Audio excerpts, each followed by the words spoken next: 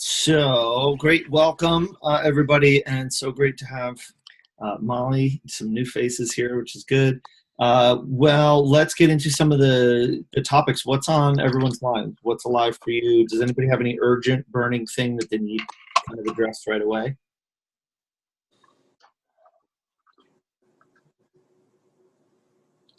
And I'm going to start with Molly, which is Molly. Since you're kind of new to this particular project, what are you focused on right now? What's keeping you busy, and what's on your mind in particular? Everything is pretty much keeping me busy. I'm really focused on trying to do a lot of pre-sales. Want to drive up membership before we even open. So kind of working on that. I think one of the I shouldn't even say struggles. It's just more or less something that is just different from where I was before. Worked for a large company, so we had marketing departments and graphic departments and everything else. So just trying to navigate through kind of being a one-man show and getting flyers made and things like that, just so I can go out and do some actual guerrilla type marketing. That's really kind of where I'm focused recently, just trying to get a lot of the ins and outs going, so that way we can start really marketing this hard. Yeah, I imagine that in a large organization you have more resources but more bureaucracy, so there's a little bit. Absolutely. Yeah. Is there a particular thing that you are excited about regarding kind of the freedom that you have that maybe were being held back by previously that now you get to do? Oh, I'm excited about pretty much everything. I feel like I can take 100% ownership, and I like that. I like being able to kind of know like, hey, I actually went in and made this and did this, and it wasn't me just sending an email. It was my actual blood, sweat, and tears. So I'm really excited about all of it. So like I said, it's not necessarily a struggle. It's just something that's different, and I'm actually really super excited about it. So I have my first flyer in publication right now. Hopefully, I'm gonna make a few tweaks. And John, I can't wait to send that to you, so that way I can go out and start doing some marketing. Perfect. Could I ask a question? Because this is sort of my part of my when you both did your introductions. So, were you having? How are you? Well, first of all, you mentioned about the flyers. So, what are you going to be doing with the flyers? Well, we're actually in a very hot area right now as far as multifamily is concerned. I think they have thousands of units going up in this area currently. So we're actually going to work on a referral program with leasing agents at a lot of the communities. And we're going to be able to hopefully get our flyers in their welcome packet. So anybody moving into the area that needs a place to work, obviously we would be the first choice. There's so many people that work from home in this area alone that, hopefully we'd be able to drive up membership by those, that demographic, and then also be able to, get the leasing agents at the community involved, because we're going to send them a little referral fee. So. Oh, okay. That's a good idea. And what is the name of the company? Did you say it was Coco? Cocotiv. Can you spell that? Cocotiv. Cocotiv. Oh, okay. Interesting name. Okay. And then with the small business loan, how long did it take you from start to finish to get that loan? You don't want to know. That's what I hear. Oh, okay. It's, to be honest with you, we started with one bank, and one of the things you really want to do is make sure they're a preferred lender, because that means they've done a number of these SBA loans in the past. And the original bank we banked with, we probably went 2 months down the road before they came along and said, we really don't specialize in these. So we actually had to move banks, but we started the process, I'd say right around Christmas, and there's there's just a lot of documentation. I've got 3 other partners, so I've had to submit documentation on all 3 of my partners, their personal financial statements, their P&Ls with their various businesses. So what makes it difficult with especially co-working, it is so new. One of the biggest challenges we had was they didn't have any examples of any SBA loans being used for co-working. And so we were sort of creating our own pathway for that. And I guess about a month ago, they came along a loan that was made for some co-working office out west, which really helped us out. So there had been a precedent set. But so we were actually told, and one of the reasons we went with this bank is that we would have closed by mid-March. So here we are almost mid-May, and a lot depends on just your background, and like I said, it's and somewhat the collateral that you're willing to pledge. Obviously, second properties help. Like if you have an investment property, does that look good? Absolutely. Right, Otherwise, they're going to go after cash values and life insurance policies. Okay. So, would you mind sharing the name of that bank? Because absolutely. They might have a branch in Cary. It's called First National Bank of Pennsylvania. Oh, okay. And yes, and actually, even if they don't have a branch there, I'd be happy to refer you to our banker. I mean, they're a statewide charter, so they can. Great. Do you have your email address so I don't have to bore everybody else with this stuff? Sure. It's pretty simple. It's just John@cocotiv.com. John, and again, it's COCOTIV.com. Correct.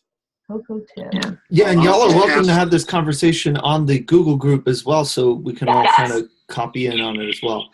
Leah, do you know how to email the Google group? This is important for everybody. Maybe. So it's an email address. It's newworkcities@Google. I'm sorry.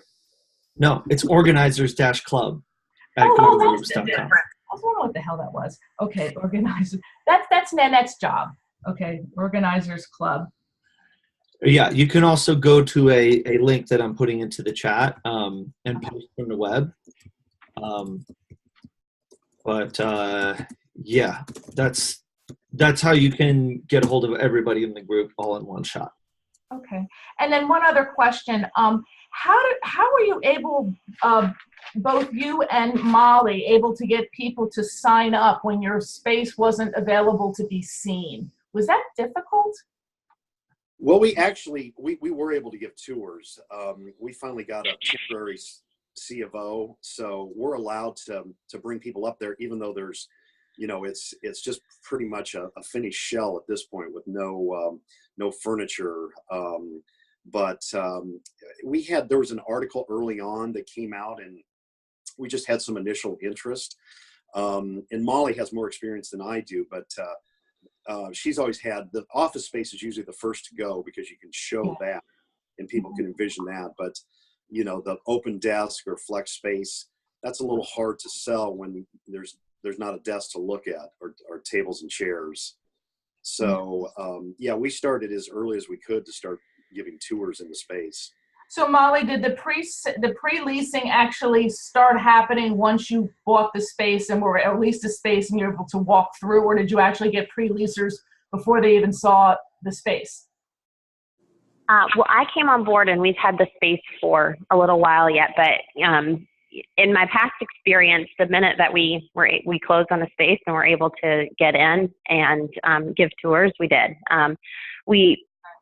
The leasing generally started ramping up about 60 days prior to opening. 60 days. That's usually when we actually, in my past rolling way, we would hire on a sales agent to come in and actually give a lot of pre-leasing tours. Also, the other thing that drove interest is, some type of founders member special, Yes. just to kind of get people in the door. And I know that John had talked about, I think from this group, that founding 40. That's been really, really good as far as getting people, putting some type of urgency and getting people to sign. Yeah. Okay. All right. Thank you. Mm-hmm. Yeah, you can start getting real customers basically after you've signed the lease. Before you've signed the lease, it's really hard to get anybody to commit. I know. That's what I figured, not to be so hard on myself. Because we're having informational meetings and seeing interest in stuff, but I just didn't see how that could be possible until somebody actually is walking in and says, okay, there's some bones here, something's going to happen. Yeah, Okay. you can get verbal commitments or even a letter of intent, but people aren't going to give you money until you've put your skin in the game first. I get it. Okay. Cool. Ryan, I'm curious about your membership recruitment efforts. I think that's going to be relevant to everybody else here as well. Can you give us a little more of a detailed update on what you've been working on, and maybe we can brainstorm a little bit? Okay.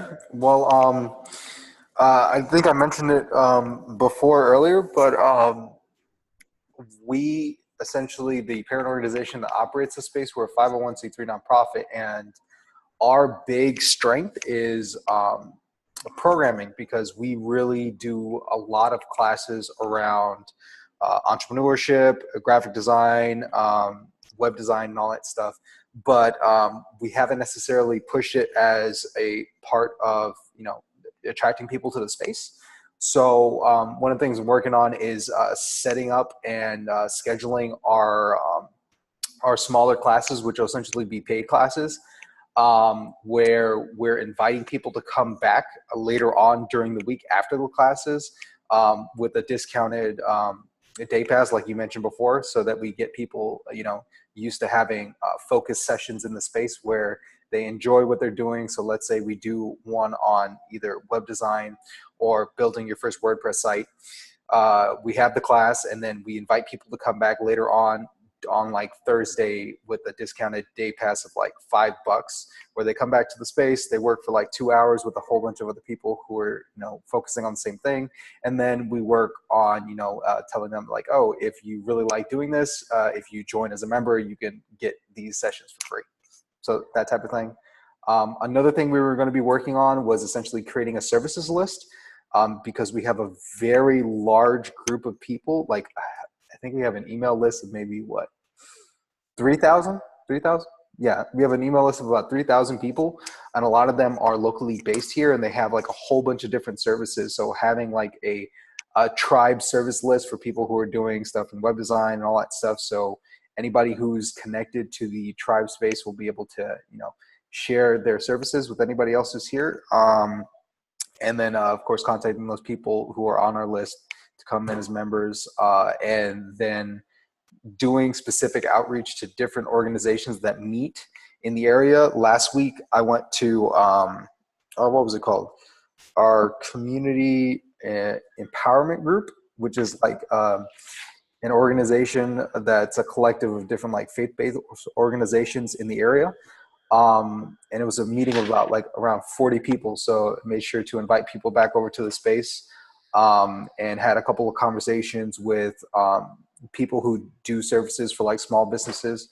So definitely seeing if we can invite them and possibly have them, come in as members. So I got at least 3-4 leads from going to that meeting. So going to different meetings like that and reaching out to organizations is a really big thing for what I'm going to be doing for the next couple of weeks. Yeah, gotcha. It sounds like it's going to keep you rather busy. Yeah. Now, does this fit into any kind of a framework in terms of your timeline? Like, are you going to work on the things you just described for a specific chunk of time and then evaluate results, or how does that work? I was just going to, but to timeline wise, I could do it for, I would say, the next 2 months and then evaluate results, because I know I'm going to be really focused on our classes once like June starts up. So definitely reevaluating around that time, and working with the rest of my team to to essentially get them on board with like the entire, sales process and going out and, pitching people about the space.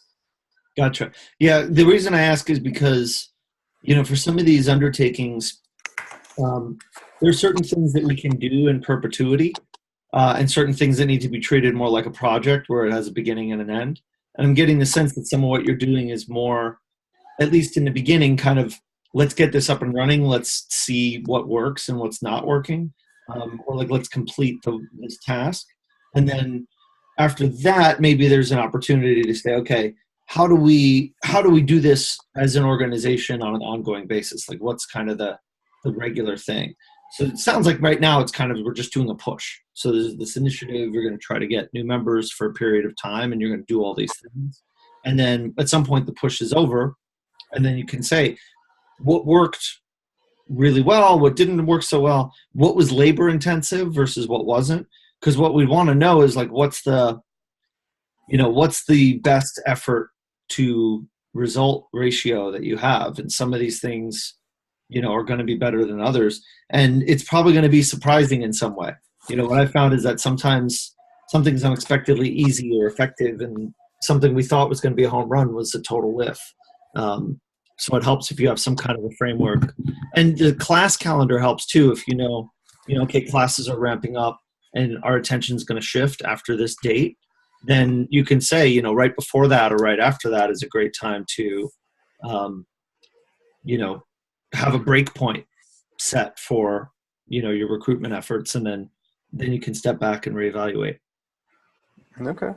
All right. So then my timeline's going to be until about June 13th. That's going to be the cutoff. Great. So you have exactly 1 month. Yep. Perfect. And then in terms of relationships between members, so one of the things I'm realizing I just need to really emphasize over and over again is how are relationships being built between you and the members, and then, or even, between you and prospective members, and then between those people and each other. Because if people have an emotional connection to somebody who's connected to your space, then they're going to be a lot more likely to join and to stay. Which is why we always emphasize, doing these kind of gatherings or these follow-up gatherings from the events like we talked about in the past. So do you have any thoughts on that and kind of where that's going to fit into all this? I had a meeting with our leadership last week, and we did discuss a bit of that, because there are a few people who are like key influencers in our community who a lot of people follow. And we were considering offering them, like, I guess, a founder's fellowship, where we're essentially either giving them like a really big discount to work in the space, or free membership for a few months to work out of the space to start attracting more people to come here. So that was one of the things that we thought about, because there are certain people who are just like the people magnets in our community down here in Miami. Yeah, totally. And when you have extra room to spare, it's such a valuable thing you can leverage, right? That workspace can be used to generate publicity. So that's useful. What I would want to know is, what are the terms there? What are the expectations? Because if you're going to give somebody space, first of all, I would try to not use the word free, even if you're not charging them, because we really do want to make a very clear expectation that there is an exchange of services that's expected, and that there's an in-kind value. So if you're giving someone a $500 desk for 3 months, that's $1,500 worth of value that you're providing, and you'd like to see a comparable amount of value being returned. So, do you have a sense of kind of what the expectations are going to be for them in terms of what's asked of them? Not necessarily, because it was just a starting conversation discussing it, as a way of attracting people to the space. Now that you mentioned it, I could definitely start outlining terms for different things that we want from them. So I'll definitely have more updates on that probably around next week. Okay. So guys. Gotcha. Cool. Is anybody else doing anything like this? Anything similar, or thinking about doing something similar? Well, I got a little distracted because we're buying a house, so I got a little. But I was going to ask about the 504c3. So you're saying about doing some sort of nonprofit work in order to kind of increase your exposure to the people who would eventually be looking to pay? Is that what we're kind of saying? Actually, what Ryan was saying was that he was going to be doing kind of that they were going to do some outreach to get some local influencers into the space and be able to use the space free of charge in exchange for some help raising awareness of what's going on. So, yeah. I'm sorry. So what I want to know is, first of all, is anybody else working on something like that? We should all probably be considering ways that we can be trading some spots for in exchange for help with promotion and programming and things like that. But I really want there to be a strong sense of what you're getting in return, because that the better that's spelled out, the more likely that it's going to work out well for everybody. Which is to say, the worse it's spelled out, the more likely it's going to be that it doesn't work out well. And I'll just say a quick story. So I had a friend who was a really great video producer, and he did not have a lot of money, but he really wanted to be a member of the community, and I wanted him there, mostly because he was my friend. And so we came up with this like handshake agreement that I'd give him a free desk, and in exchange he would produce videos for New Work City to help promote the space, which sounds like a really great deal. And he, we wouldn't be able to afford to pay for videos, so it really works out. But we did not. We made two big mistakes. One was that we made it in perpetuity, and two was that we did not specify exactly what the outputs would be. And so the first month, he did some interviews with members, posted it online, and it was really cool. And then, like within 2 months or so, we kind of lost track of who was going to do what and what was really being expected and how we valued his video time. Where he might think like, wow, my video editing time is worth like $200 an hour, so I only have to do like 2 hours a month to cover my rent. It's like, well, I don't know about that, So getting clear on those terms was really important. And then also like the perpetuity thing, like if it stops working at some point, there's this awkward thing of like, well, now I got to kick out my friend. So, if we have a 3-month agreement or a 6-month agreement, even if it doesn't work out at all, it ends at some point. Say, hey, look, the agreement is over, and now I don't have an awkward situation where I have to kick my friend out. Or even to say like, hey, you didn't do what you said you would do, So having a clear sense of what's expected, is important, even if it's not fully followed through on. You just want to at least get into avoid a contentious situation, so the expectations are pretty well set. And honestly, it doesn't need to be a lot. So much of what this is, guys, is just relationships and people spending time hanging out with each other.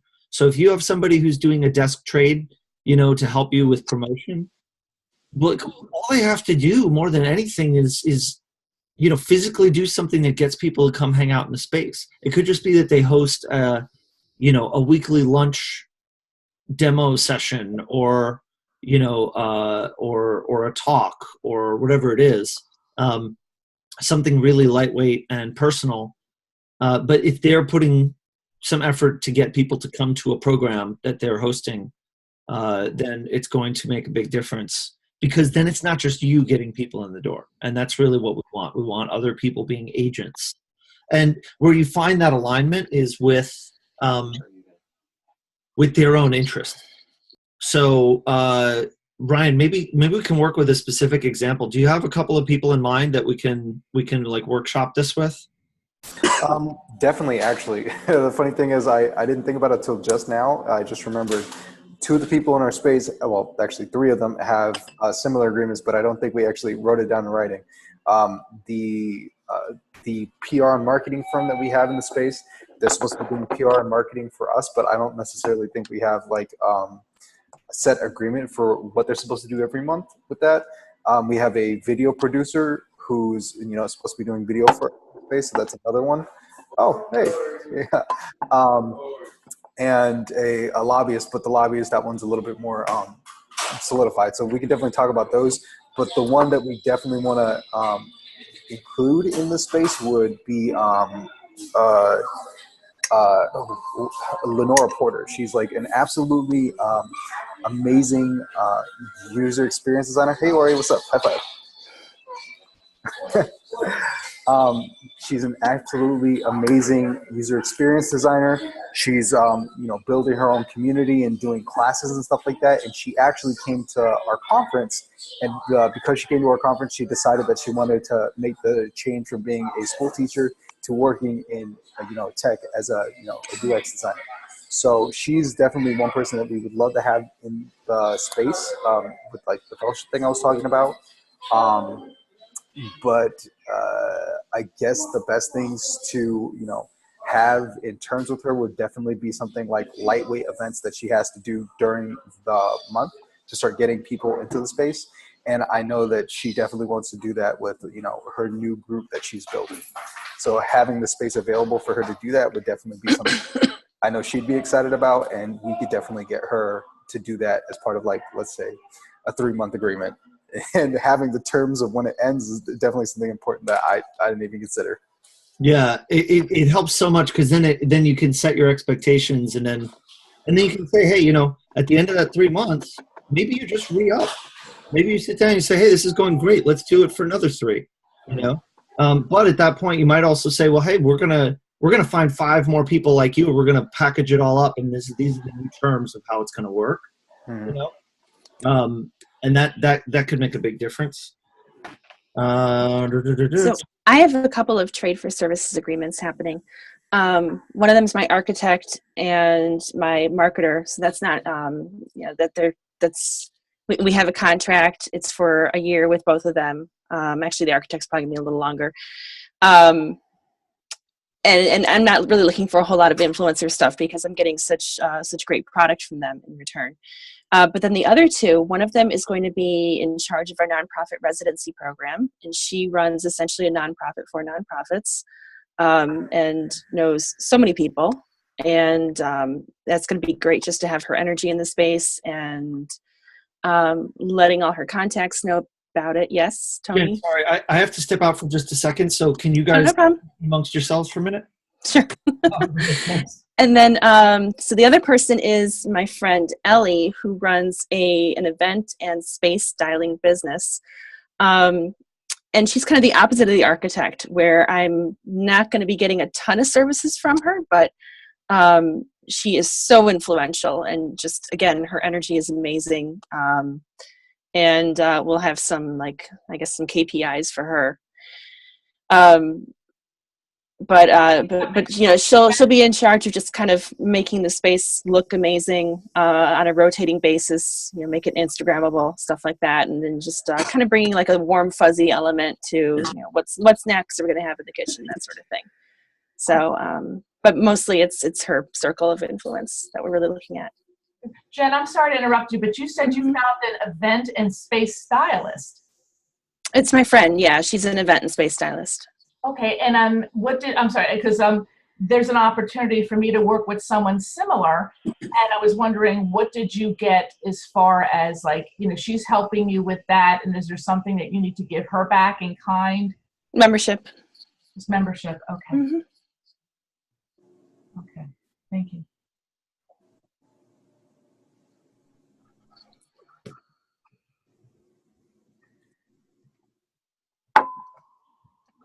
So is anybody else doing any similar type of, service trades with any of their tenants? Well, I was going to say last week, it's funny when people first come to approach you when you're networking, a lot, we're working with our marketing, well, our business model is a female-focused co-working space.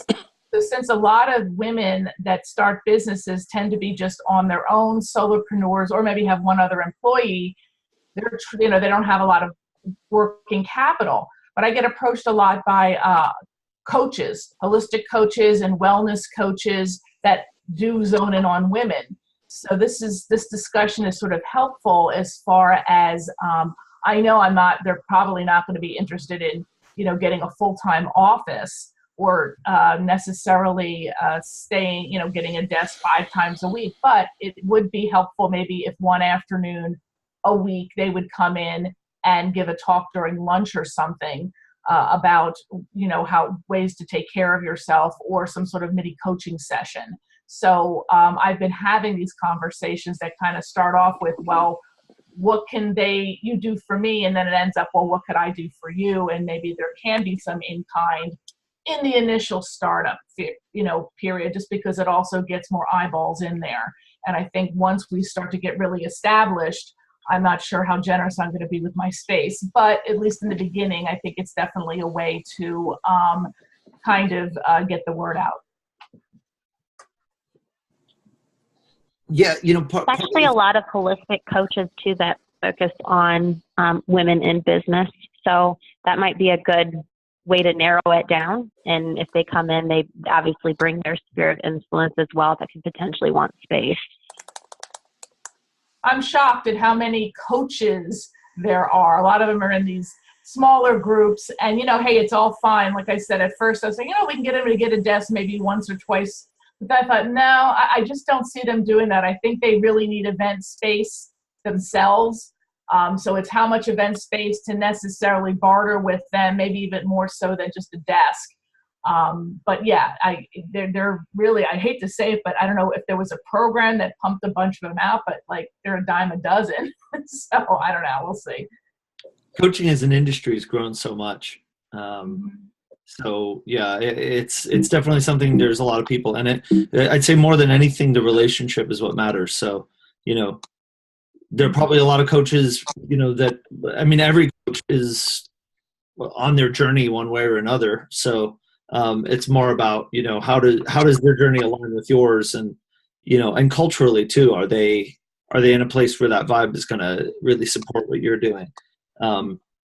Which you only are going to know by spending time with these people, and that's part of why I try to emphasize the relationship building in the community, because it takes time to get to know people and to build those relationships. And, a lot of times it's a relationship you build early on that ends up evolving into something later that's unexpected.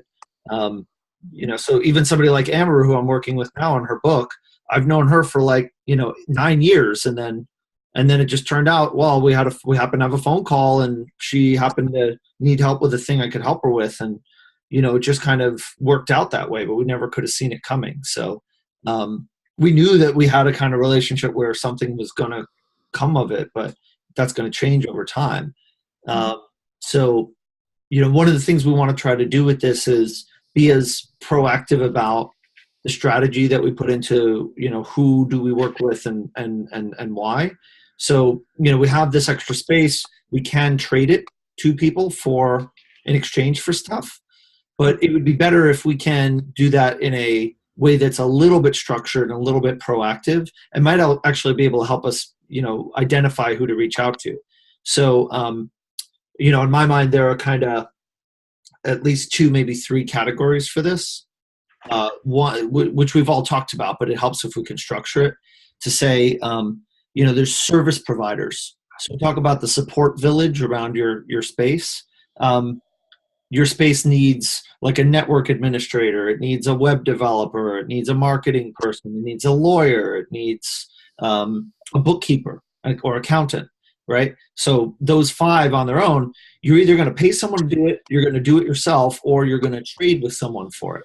And the more you can trade with someone for it, the better, because in the beginning, you've got 5 desks that you're not going to need. So you might as well leverage that to save you money and also to grow your community, right? So, you think, okay, cool. who are the people who could fit into those categories? Can I go meet up with those people and see if they could fit this? And you could set out and say, I'm going to do 5 desks, and I'm going to have a staff of 5 additional people on my company that I'm paying $0 to. That's a sweet deal. And then one of the other categories is programming people, where maybe it's not even a desk membership. Maybe it's making use of the event space free of additional charge. And identifying people who fit into that. We've talked about that before, where it's organizers in the area, and maybe you find a sponsor to underwrite it. I think all of you have heard that before, except for Molly. And then kind of like the related things, that influencer category, where maybe they're not like programming organizers, but there's some other like sticky way that they might work together on something. And so the thing I was trying to find there when I was asking Ryan about this earlier was that place of alignment. So I'll just make up an example. Let's say that there's somebody who is like running like a one-man Android development shop. So they do Android apps. And he's maybe he should actually be able to pay for a membership, but let's just assume that he isn't for the sake of this conversation. His interest is Android development. And so he can be specifically convening people in the Android development community of your area to talk about Android development related topics in your space, and then potentially convening people to do co-working sessions in your space specifically for people working on Android stuff. So like the dream in my mind is you got somebody who's running like the Android table. It's all different independent Android developers who are coming every Thursday to work on Android stuff, and they're helping each other out, and they're all paying members, except maybe for the original person that you recruited to be that community leader, who is getting a free desk, getting their name out in the community as an Android expert. So that's helping them, build up their business flow, and giving you customers in exchange. So there's a nice value exchange there. So those kinds of categories I think help. And you can explicitly make that, an incubator type thing from the very beginning to say, hey, we're going to give this to you for 3 months, help you get on your feet as an established expert in the area. And then after that, we're going to expect you to be successful enough that you can pay for membership. Okay. And maybe you even say like, oh, there's going to be a discount after that for the following 3 or 6 months. Okay, I do have to step away again for 1 second. I'm so sorry. I just give me a sec. Okay, thanks. I guess I could ask, since he's away for a second, John, how big is your co-working space? Just under 13,000, 12,700 square feet. My gosh, everybody is a bunch of monsters compared to us. We're looking at maybe 3,700 square feet. Because of just capital issues and we wanted to open up in downtown Cary, and there's just such everything, the space is so limited, and what's out there is so expensive because people are becoming little, money grubbers because they see the changes in the town, and they think that they can get $1 million for a space that literally last year would have maybe gone for $500,000. So. It's frustrating. And also the furniture, you had, was there any place that you went in particular? Actually, one of my partners is an architect, so he has had a number of accounts. He does a lot of office space and medical design. So it's all contract furniture that he's used from different suppliers. Oh, okay. Oh, not IKEA. You're by IKEA over there. You're like... No IKEA? Well, did you say you're Cary? Yeah, Cary, right outside of Raleigh. Yeah, you're close to High Point too. There's a lot of aftermarket sales that would be worth checking out. Yeah, when we were at Juicy, we talked to. It's kind of weird. I got in touch with this guy at the last second. He does a wholesaling. Well, he buys furniture collectively for a bunch of co-working places, and theoretically, you get it at a cheaper price. I emailed him and he never got back to me thinking, but people say IKEA, we could go too. I know secondhand stores and stuff, but I'm afraid to take my partner to High Point, because she's going to go like batshit crazy, and I'm trying to rein her in, Okay. Oh, I do have one more thing to mention, and I think it was Jen who was looking for about hiring and profit sharing. Jen, are you still online with us? Yes, I am. Oh, we had some issues about that and what to do and how to pay maybe people for grudge work or something, but we found a really wonderful source called Slice of Pie or Slice of the Pie. Have you ever heard of that? I have not.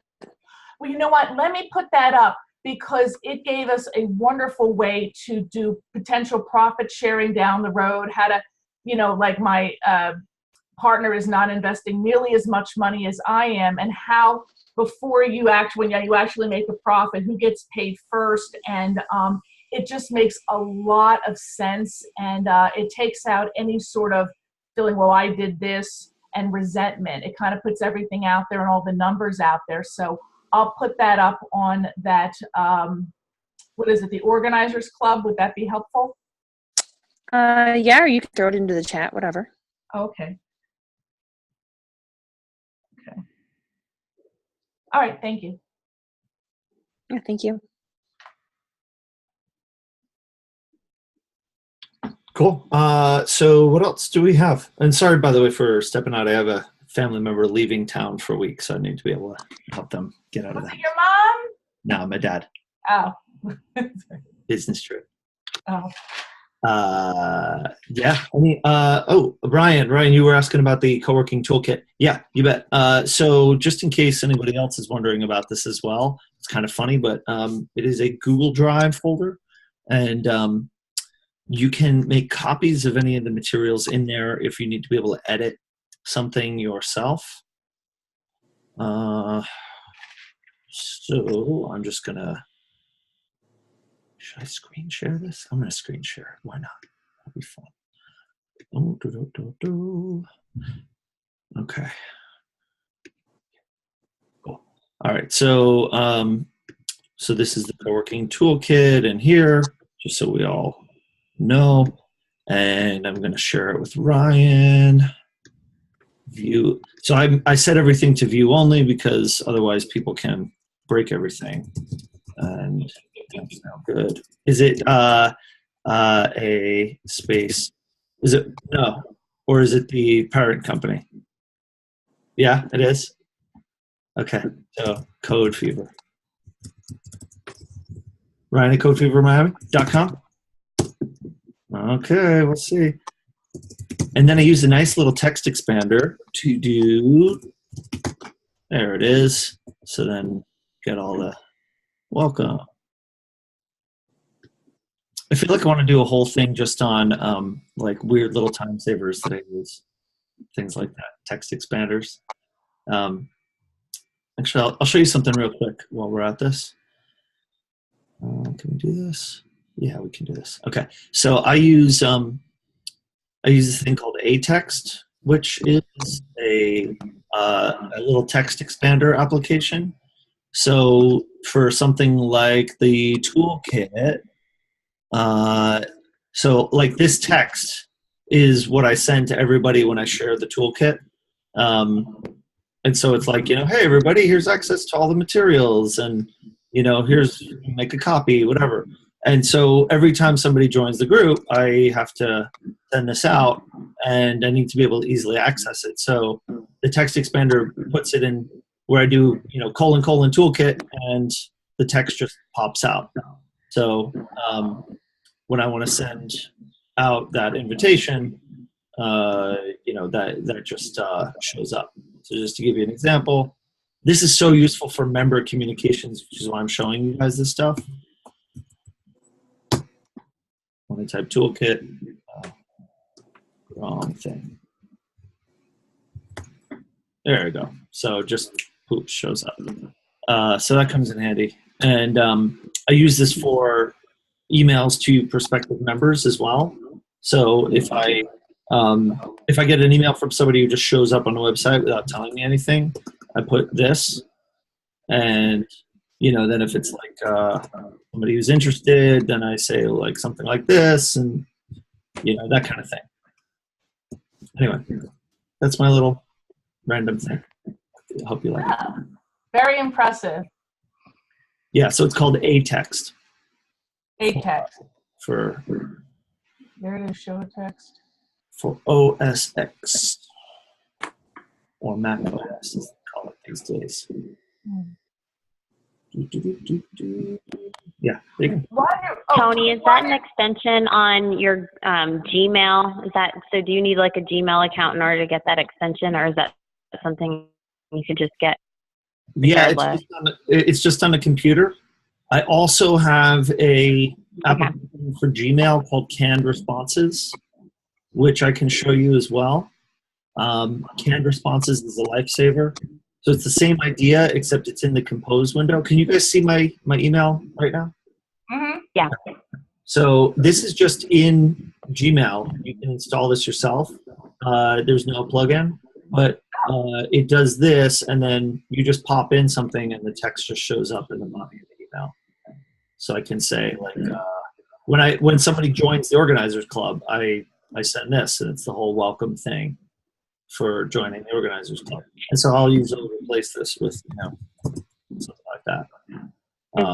And then maybe something, if you don't have Gmail, sorry, I didn't mean to interrupt. If you don't have Gmail, then I would just use A-Text, because that's universal. That's just on your all applications. Okay. Cool. Yeah. And for those of you who are Gmail users, I believe you get this by going to Settings and then Labs. They may have rearranged this, but Labs. Yeah, Canned Responses. So you enable it here, and then that little section will show up. Very interesting. Okay. Custom keyboard shortcuts is handy, as well as undo send. Undo send is an absolute lifesaver.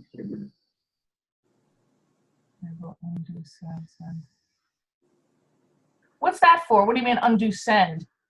So undo send means I can send an email and then take it back. Oh, yeah, that would have really come in handy about a month ago. Yeah. I did a bad thing. See, look, I just sent a message to the Organizers Club saying I'm not ready to send this, and now I'm undoing it. Oh, sending has been undone. Now it's back. So they won't see it if you made a boo-boo. Correct. Wow. Now, what'll happen is, like, what basically Gmail is doing is saying, like, oh, your message has been sent, but they didn't send it. They're waiting 30 seconds to see if you are ready, and then, whoop, I undo. Okay, it didn't actually You have a window of 30 seconds after you go, oops. Correct. Now, the issue is that if you move away from this screen, like I just did, like, go to this label or something, then you lose that ability. Once that message goes away, you can't undo it. So it's really just like, oh, shoot, I didn't mean to send it. You got to pull it right back right away. Yeah, okay. And you can actually customize that from 5 to 30 seconds. Correct. I just make it the maximum 30 seconds. Yeah, and it's so funny. Sometimes I will send that email, and then I'll sit for a second, and then I'll realize the thing I should have added to the email that I forgot about. Mm-hmm. Okay. Just one more thing, because I know we're getting close to the time. We were talking about the categories before you had to step out, and we talked really quick. The first one was the service providers. The second one was the programming, and what was the third one? Was there a third one? Influencers. Oh, the influencers. Okay. Yeah, that one I'm a little weak on in terms of what the value is there, but you get the idea of what what I was saying. Okay. Cool, guys. Well, this has been fun. Yeah. And congratulations, Jen, for your leasing signing. God, you must be over the moon. Mm-hmm. Congrats, Jen. Yeah. Thank you. Do something real kind for yourself, and really take it in. This is a big moment for you, and I know it's scary and exciting and all the things. So savor the flavor. Thank you. Thank you. All right, And guys. welcome Molly and welcome John, and hi again, Ryan. You look like my brother-in-law with that hair. I just want to Wow, that's what. And it's funny you guys are talking about beards because I actually used to have like a huge Moses beard that went all the way down to my chest. It was enormous. Oh God, your mother must have loved that. Oh yeah. Okay. Love it. All right, guys. Great talking, Molly. Welcome aboard. And, go make lots of friends and have fun this week and build some relationships and have fun. Thanks, Tony. Definitely will. Thanks, Thanks, Tony. Tony.